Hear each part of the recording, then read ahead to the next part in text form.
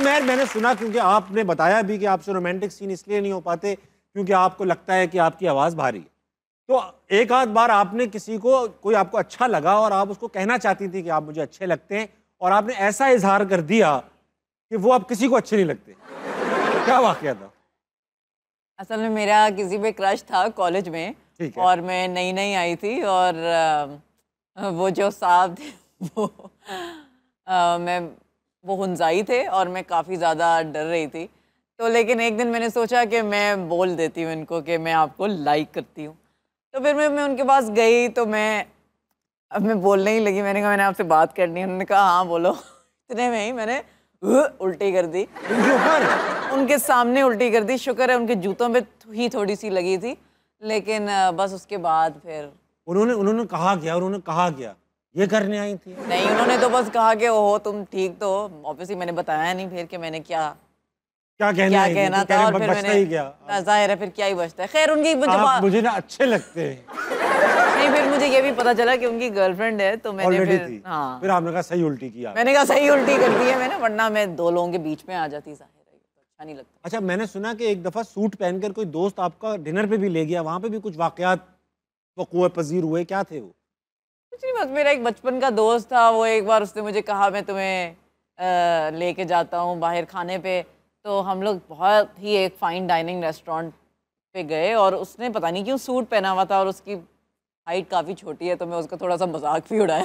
आपने उसकी छोटी हाइट का मजाक उड़ाया? फिर मैंने इतने छोटे से लग रहे हैं सूट में, क्यूट, मतलब थोड़ा मैं उसको इमेजिनेट कर रही थी।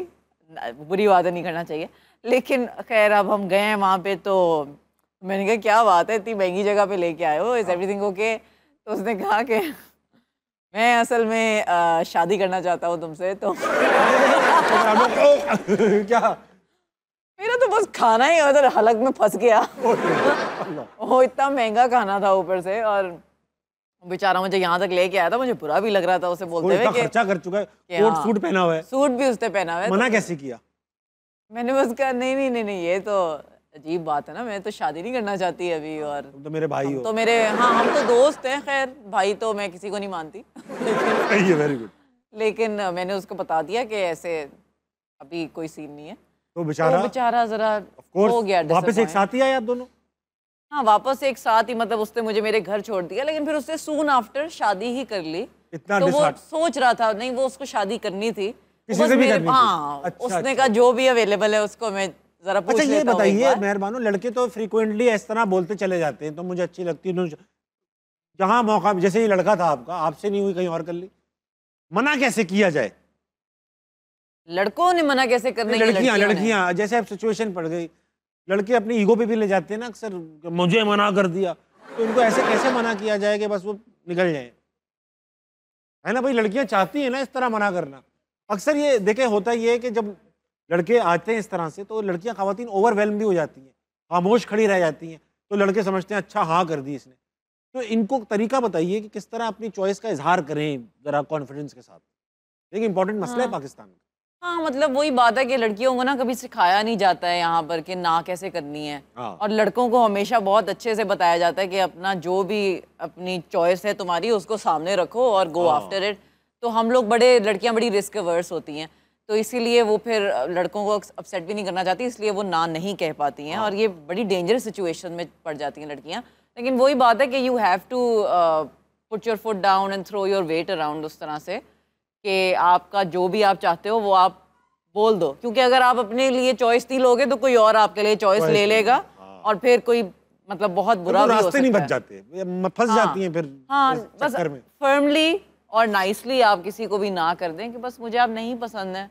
वाह, आपके तो मेहरबान नो, नाम में भी नो है, इसलिए आप नहीं, मुझे बड़ा मेरी स्ट्रगल है, मेरे अंदर बहुत पीपल प्लीजिंग टेंडेंसीज हैं। अच्छा, हाँ, तो इसको ओवरकम किया आपने ऑलरेडी? कोशिश है, ये बहुत वर्क इन प्रोग्रेस है। मैं थेरेपी लेती हूँ, तो थेरेपी ले लेके मैं और क्या क्या बुराइयां हैं? ये तो हो गई कि आप नो नहीं कह पाती। हाँ, और क्या बुराई है आप में? और ये भी बुराइयां हैं कि, और क्या बुराई है, मैं थोड़ी ज्यादा वो हूँ, बातों में आ जाती हूँ, मैं इम्प्रेशनेबल हूँ। गलेबल हैं आप, आराम से लोग? हूँ, थोड़ी सी गलेबल हूँ, इसी वजह से शायद मैं रिक्लूस भी हूँ, मैं इतनी पार्टीज में नहीं जाती, मैं सोशल एंग्जाइटी भी है। ठीक है, मुझे डर होता है कोई मेरा फ़ायदा उठा लेगा, कोई बात।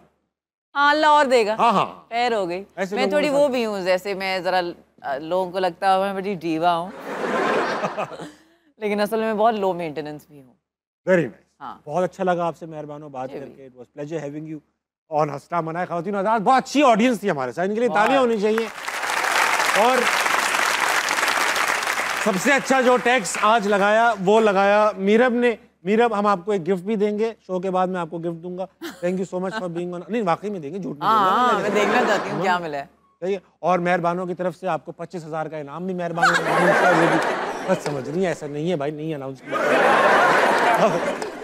हम दे देंगे, फिक्र नहीं करें मेहरबानों को, ठीक है।